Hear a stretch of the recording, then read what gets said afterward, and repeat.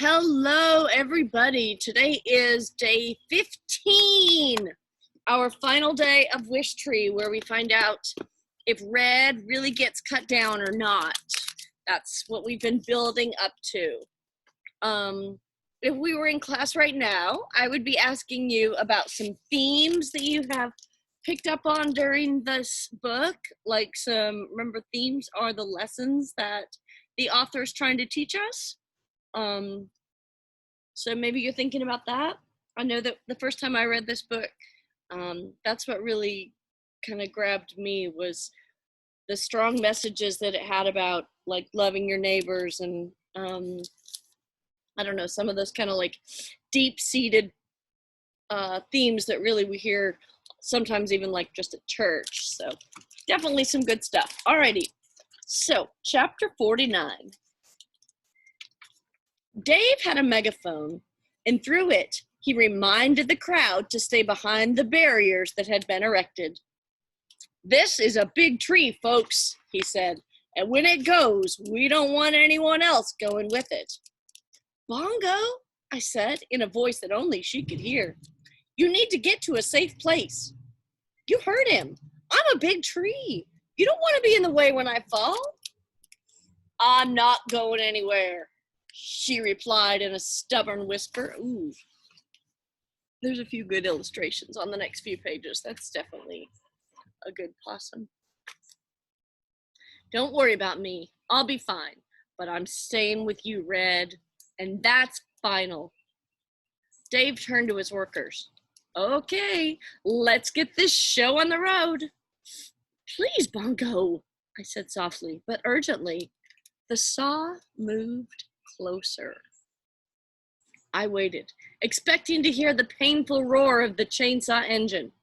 Instead, a small but intense sound filled the air, something like a puppy growl mixed with kitten kisses. Oh no, a kitten kiss. A kitten hiss. It was a baby possum.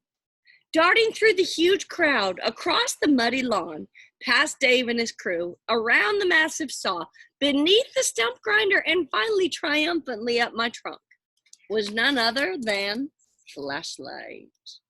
He climbed straight to his former hollow and settled there, his tiny head poking out. He was panting and trembling and hiccuping, but he did not seem to be in any danger whatsoever of fainting.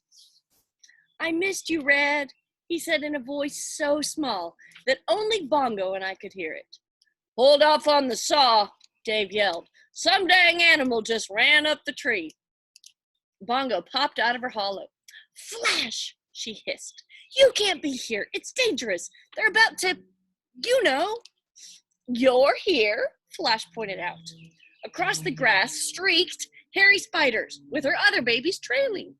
She went straight to the possum hollow, where she proceeded to scold Flash as she snuggled in close. In the sky, little Harold suddenly appeared, frantically flapping his wings like a fuzzy butterfly. Agnes and the rest of her brood followed. They settled into their own homes as if they'd never left. Bongo moved to home plate to make room for the owls. The ewes came next, trotting across the lawn. Last to join the group was the skunk family. All right, I'll let you guys see that page while I read. Last to join the group was the skunk family, who quickly scrambled at my trunk. 7 possum, 4 raccoon, 5 owls, and 6 skunks had waddled, scooted, dashed, and fluttered from their various homes just to see me off. My residents, my friends. The crowd was delighted. People applauded. They cheered. They laughed. Francesca, straining to get a look, accidentally let go of the kitten's leashes, allowing Lewis and Clark to escape.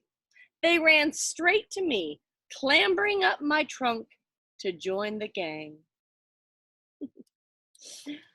It wasn't all perfection. The babies and parents were grumbling, but softly enough that none of the humans could hear.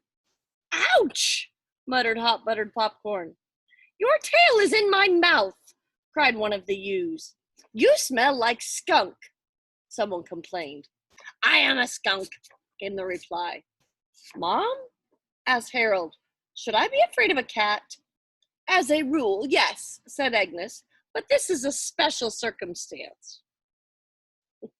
It took some effort, but eventually the entire group settled in together above the highest wishes. They gazed down calmly at the fascinated crowd below. One of the tree cutters took off his helmet and scratched his head. This just don't happen, he said to Dave. Those animals ought to be eating each other. It's some kind of crazy critter miracle, said another worker.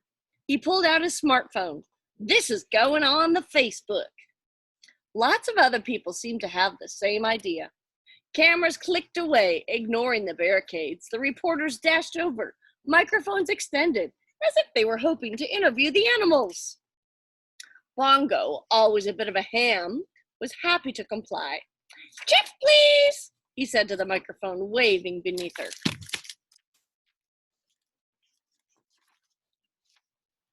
It just started raining. See if we get wet. I have an umbrella. See, my big umbrella. All right. Dave gestured helplessly at Francesca. What is up with this menagerie, lady? How are we supposed to cut this tree down? Francesca, wiping away tears, stood up. She put her arms around Stephen and Samar. Slowly, they made their way across the muddy grass. When she reached me, she pulled a bookmark from Maeve's journal before handing the book to Stephen.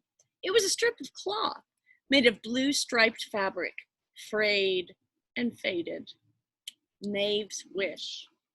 Carefully, Francesca tied it to my lowest branch, already crowded with wishes. She stared long and hard at the animals. Lewis and Clark purred happily.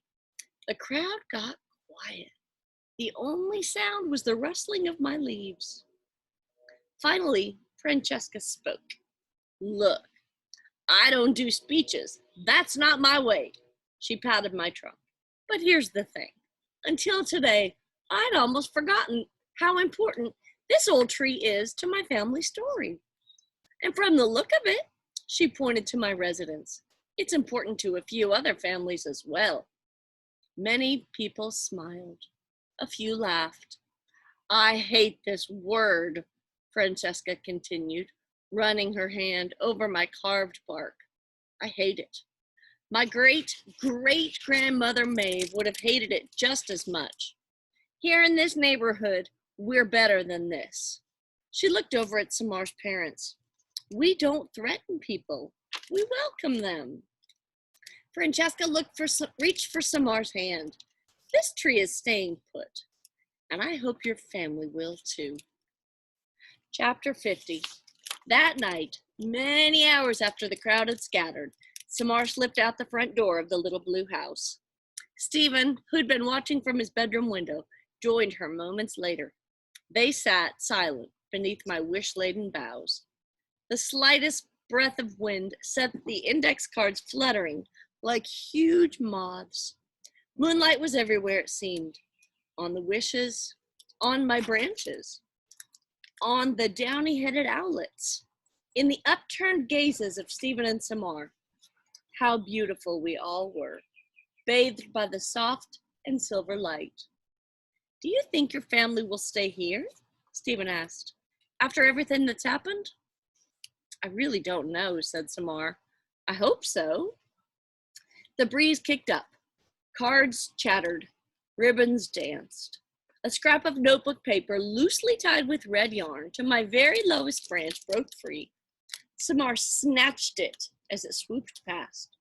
She squinted at the scribbled writing, and then she stood carefully, tying the paper back onto my branch. What was the wish for? Stephen asked. An invisible robot that does homework. That seems unlikely, said Stephen. True, Samar leaned against the tree and smiled, but then, so does a talking tree. Chapter 51.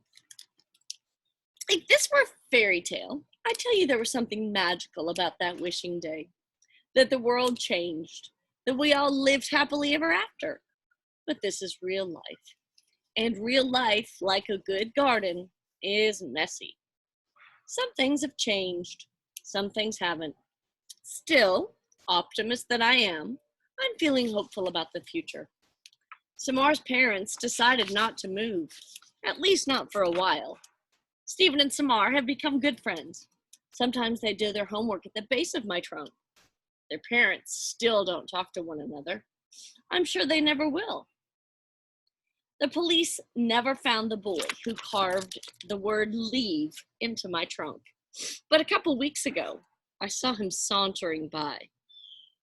I pointed him out to Bongo. Let's just say Bongo made a very large deposit that day. All my residents are back where they belong, safe in their hollows. They still argue sometimes, but they haven't yet eaten one another. Francesca applied to the city to make me a heritage tree. That means I'm protected forever. She's also on a first-name basis with a local plumber who's learning to deal with my pushy roots. Lewis and Clark still haven't figured out how to walk on leashes. Bongo's made a new friend. His name is Harley Davidson. I suspect we may have some crow newbies in our future. And as for me, I promised Bongo I will never be a Batinsky again. I told her that my meddling days are over. And yet, here we are. What can I say? I'm more talkative than most trees. Still, if you find yourself standing near a particularly friendly-looking tree on a particularly lucky-feeling day, it can't hurt to listen up. Trees can't tell jokes, but we can certainly tell stories. The end.